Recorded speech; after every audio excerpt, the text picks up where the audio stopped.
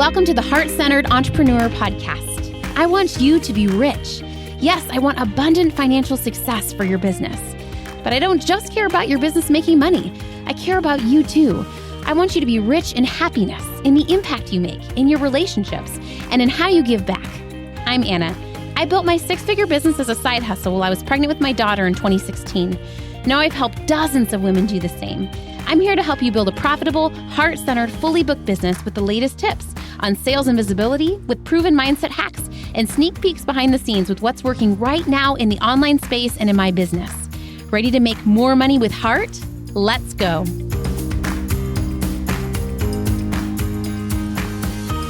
Hello, friends. Thank you for tuning in from 6 Central. Just kidding. My littles have been sick this week. My daughter was sick for the first half of the week, and then my son was sick for the second half of the week. But we are making it through, and I'm so grateful that you may know that I work about 3 days a week in my coaching business, Tuesday, Wednesday, Thursday, right? But you may not know that I actually take one light week a month. I work about 3 weeks out of the month, and then that final week, I make a little bit lighter.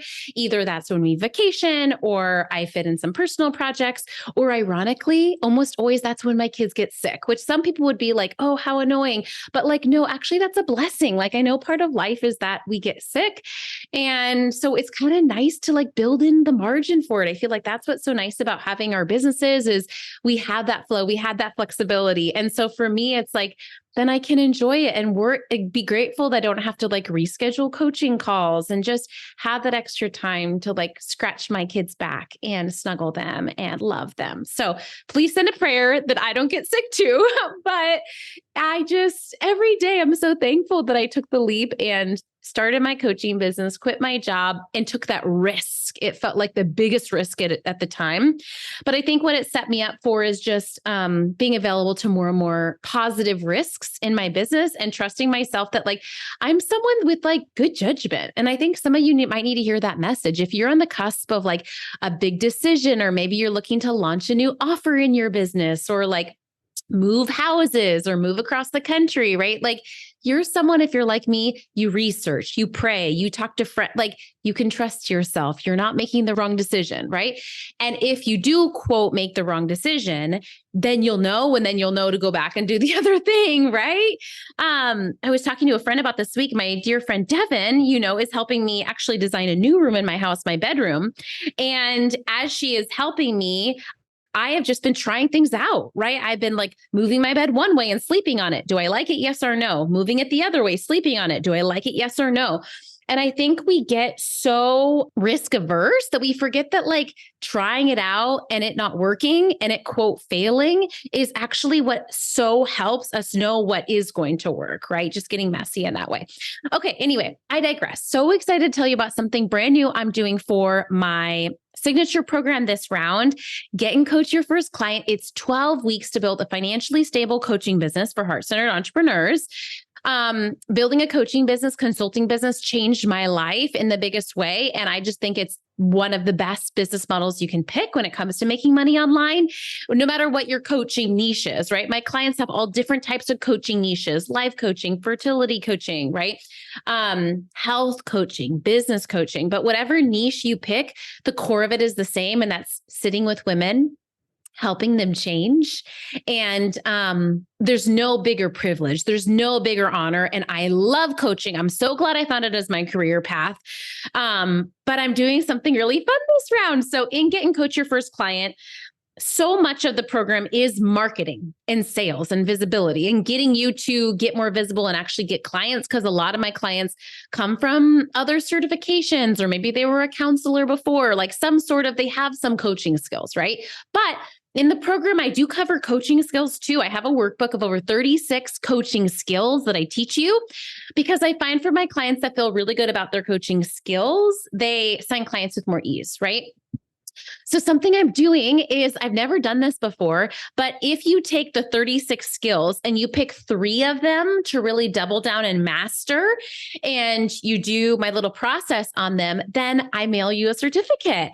a heart-centered entrepreneur coaching skills certificate, because I just think we need more of this, right? You're working hard, you're working your booty off, and there's no one seeing you and recognizing you. And I want to do that. I want to say, well done, if you pick 3 of these skills and really dive in. I'm actually going to go through 2 of them today on the podcast, just as a fun little teaser, because I feel like coaching skills and helping our clients change, whether you're a done for you person or a coach, is just such an invaluable practice. For a lot of my clients that scale their business past 6 figures, I actually kind of teach them some of these skills too, as a way to mentor and lead their team. Because guess what? When you're a multi 6-figure business owner and you have a team, you're going to be having to practice dynamics to help your team change and grow and be better and get better results, right? So coaching skills are so helpful everywhere. It's just really human behavior and human psychology, right? So excited to dive in. Okay, what inspired this also was I actually got 2 certificates recently, and it just made me feel so good. You guys know, one of my hobbies is I dance bachata. And so I took a course, I think it was like 3 months in person. And at the end of it, you have to study and you have to pass an exam, right? So I took the exam, I passed it, not to brag, but maybe I got the highest results of anyone. Like, I study seriously, you guys. I got my Google Drive. I recorded all the videos of the dance moves. I made a chart. Like, I take this serious, right? Same thing. I also took a yoga sculpt certification because I have been going to this beautiful gym for about 2 years. And so I took their program to teach yoga sculpt that I'm obsessed with. And same thing, I made flashcards, right? Kelsey was helping me put stickers on my flashcards. Like, I'm just a learner, right? The cool thing about, if you're someone like me, that you're a learner, when you get into business, it pays off for you, right? Like, when you're a learner and you work for a corporate 9 to 5, like, yes, it helps you grow, but it's not going to really put you anywhere, right? But like, when you work for yourself, all of your brilliance and genius goes into yourself and you get to make money off of that, right? Such a huge win. So anyway, you get to take over 30 coaching skills that I list for you. You get to pick 3 of them and you get to really master them, because I don't feel like coaching is all about like being perfect at everything, but I do feel like it's useful to have a few tools in our tool belt to use. One of my clients recently actually is going through a lot of personal changes. And so she actually redove into this workbook that I have as a way to have tools in her toolkit, so that when you're feeling fried or frazzled or fully full in your head, you still have ways to help your clients get results. Okay. If you have any more questions on the certificate, what that looks like, what the requirements are, and or my program in general, 12 weeks, live coaching calls with me personally. If you've ever done a course before, it's probably nothing like mine. Mine is much more like group coaching. You're going to get your questions answered personally by me. There's a weekly worksheet. If you complete it by Thursdays, you get it reviewed. Just a really hands-on experience. We have a Slack channel where you can ask questions once a week and get those answered. And really, I want to do anything I can in my power to help you launch or relaunch your coaching business, get clients, and feel really confident in this revenue stream, whether it's your first revenue stream or whether you have a different business, like a done for you business, and you're looking to add on coaching consulting into it. This really is the program that's going to help you build financial stability, even if you're like me and want to be a patient and present mama at home and really have part-time hours or part-time energy to give it. Okay, so first coaching skill I want to talk about, I'm going to talk about one non-sexy one and one sexy one, okay? Because I really think the number one thing you can master as a coach, and again, like as a CEO of your business, as a mama, as a leader to your team, is listening and full presence. I just did a podcast episode right now, and she reflected back to me, Anna, I feel like whenever I talk to you, you're this ray of sunshine and you're so present with me, right? Whenever I dance bachata, I get this reflection back from men a lot that say, I love dancing with you, not because you're the best dancer, but because you are here with me, you're present. And you know what I'm talking about, right? When you're with a friend and they're on their phone, right? I've been that friend before. Or you're with a friend and they're with you energetically, right? I was reading an excerpt from Melody Beattie's book, Journey to the Heart, this morning, and she talks about this too. Are you just doing the motions, or what's your energy in it, right? And this, I think, is the biggest skill that we can learn as coaches and women and mamas and CEOs is the ability to listen and be fully present. So I'm just going to read you the excerpt from my workbook that I wrote, and then we'll dive in. Are you ready? If you can, see, unless you're driving, see if you can close your eyes and just really take this in, okay? Listen. I wrote this word in Sharpie and I stuck it on the upper right-hand side of my computer during the first year of my coaching. Could it be true that my presence was enough? I'm a doer by nature. I'm a helper by nature. I'm a fixer by nature.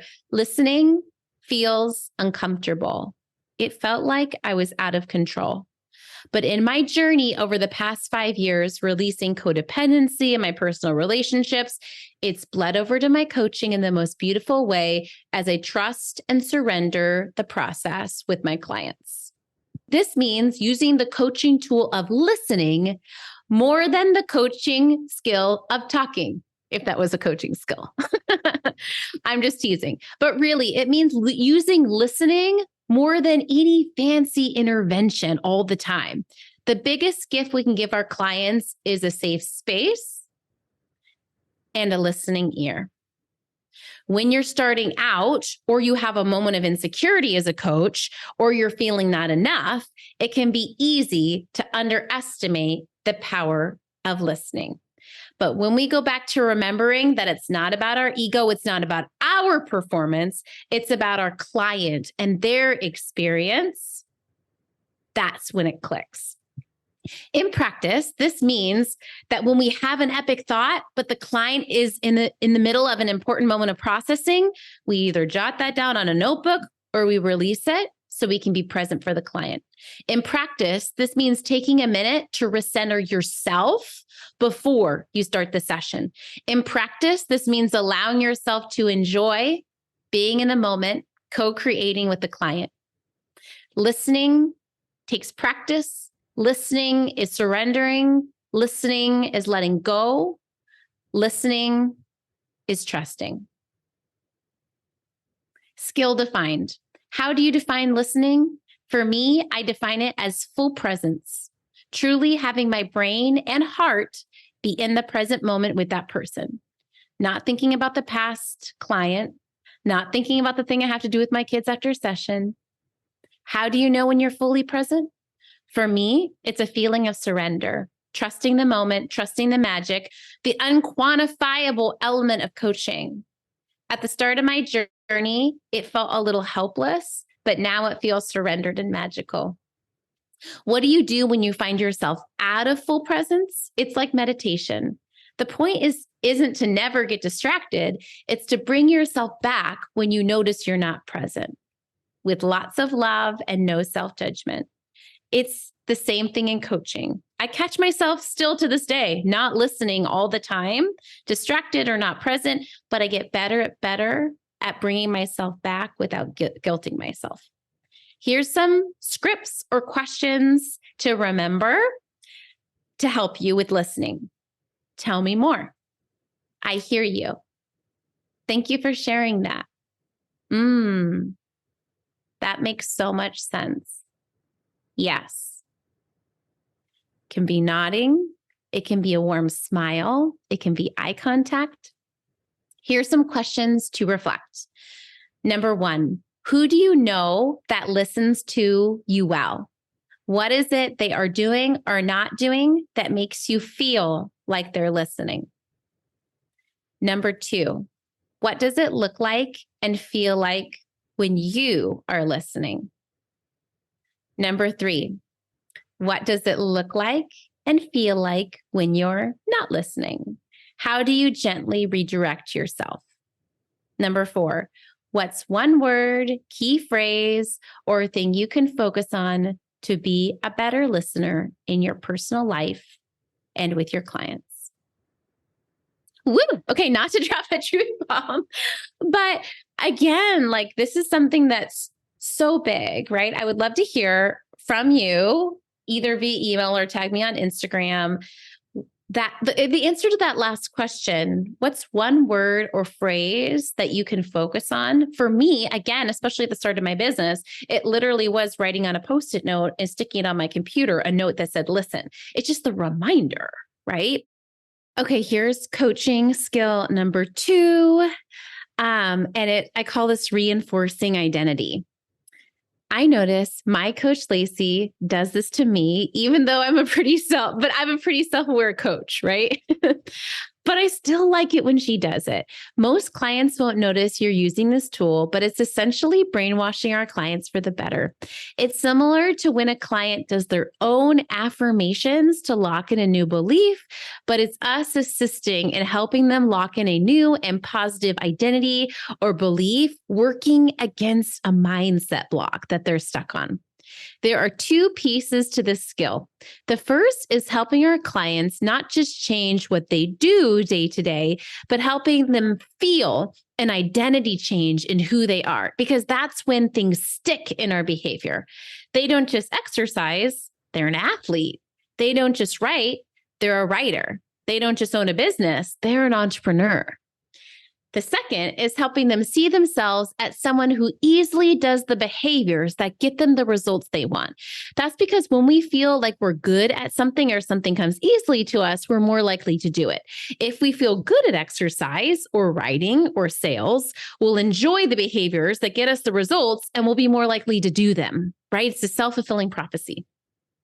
This is one of the biggest things we can do to build the client's self-trust and inner momentum. So again, just to recap, how are we reinforcing for our client, not just the change, but their new identity? And then how do we help them feel good at the behaviors that get them the result that they want? Skill defined. Usually it's something the client doesn't believe to be true about themselves or in the world, but we say it as truth, and we give the client an opportunity to adapt to and believe that truth. Here's some scripts or questions to remember. Of course, you got that result because you're someone that's so good at blank.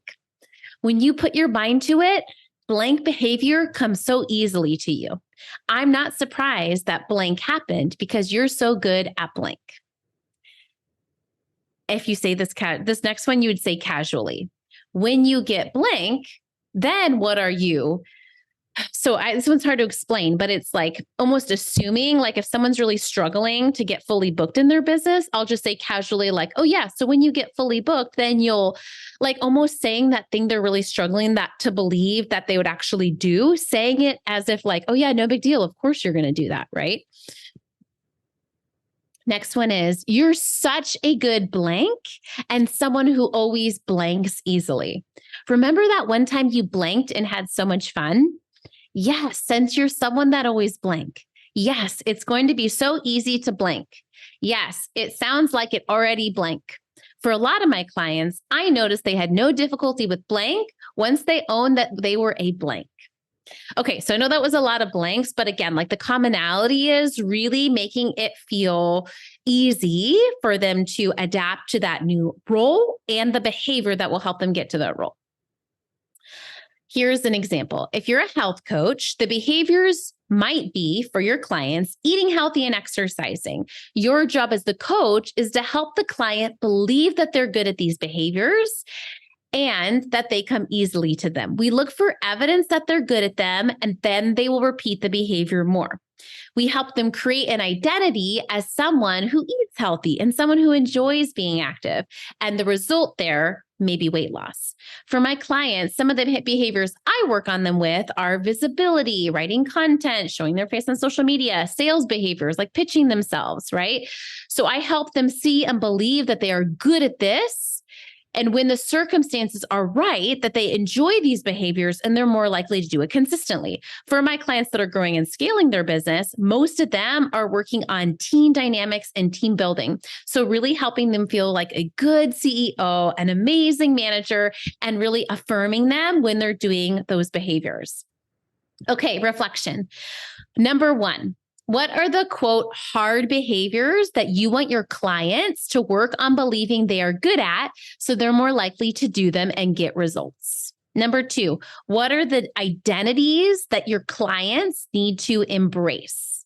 Number 3, what are the behaviors and identities you're working on embracing in your life? Okay, I know this is a more conceptual one, but it really is powerful to think through. And I would love to hear if you had any ahas. Okay, so those were just 2 coaching skills. I know that it's a lot to unpack, but I really feel like these are such fun things to nerd out on and learn, right? Like, I think there's so many things we feel like we have the pressure as coaches to learn online. And I do feel like that improving your skills is one of the most rewarding ones and a biggest payoff for your money, because it really translates into results for your clients, which means more clients will come back to you and pay you, right? And also means you're enjoying your work more, right? Because you're really refining your craft there. If you would like to work on your coaching skills with me and also work on your marketing for your business to bring on more clients so that you can coach them, feel free to message me if you have any questions. And I would love to invite you personally, from me to you, to get and coach your first client.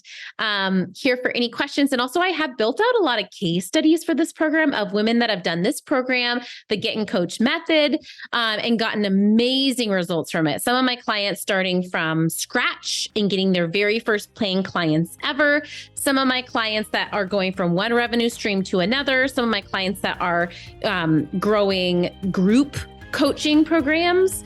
So feel free to message me if you have any questions, and just so grateful for you. Okay, have a beautiful rest of your day.